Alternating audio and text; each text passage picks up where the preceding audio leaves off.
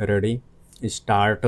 किसी भी समाज में यह उम्मीद की जाती है कि उनके जनप्रतिनिधि में उच्च स्तर की ईमानदारी, बेदाग छवि और दूरदर्शी सोच होनी चाहिए।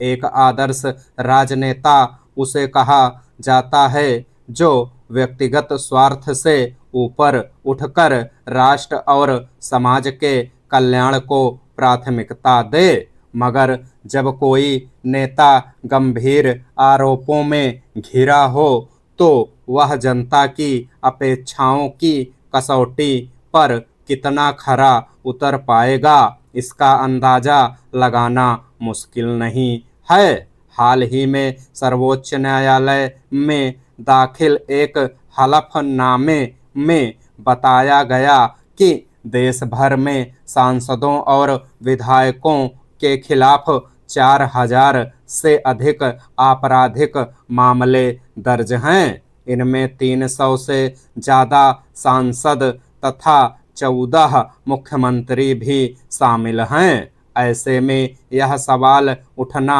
स्वाभाविक है कि राजनीति में शुचिता के मानदंडों पर क्या सही मायने में अमल हो पा रहा है। साथ ही इस पर भी गंभीरता से विचार करने की जरूरत है कि राजनेताओं के लिए विशेष व्यवस्था के बावजूद उनके खिलाफ मुकदमे के निपटारे में इतना लंबा वक्त क्यों लग जाता है।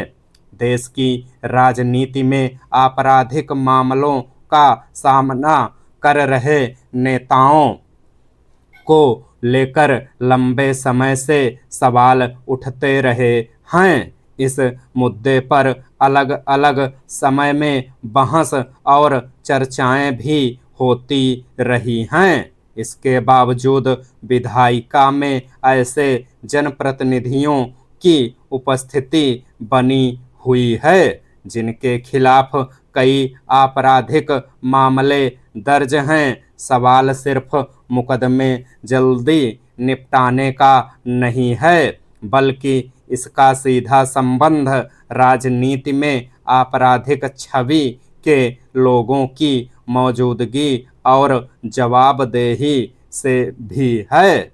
इसमें दो राय नहीं कि किसी व्यक्ति के खिलाफ आपराधिक मामला लंबित होना और उसका अपराध साबित होना दो अलग अलग बातें हैं। मुकदमे का सामना करने वाले व्यक्ति को तब तक अपराधी नहीं ठहराया जा सकता जब तक उसे अदालत से दोषी न करार दिया जाए। मगर सवाल यह भी है कि जो समाज अपने नेता को एक आदर्श व्यक्ति के रूप में देखता है, अगर वह गंभीर आरोपों में घिरा हो तो उसे किस तरह देखा जाएगा। क्या इससे ईमानदार राजनीति की शुचिता प्रभावित नहीं होगी।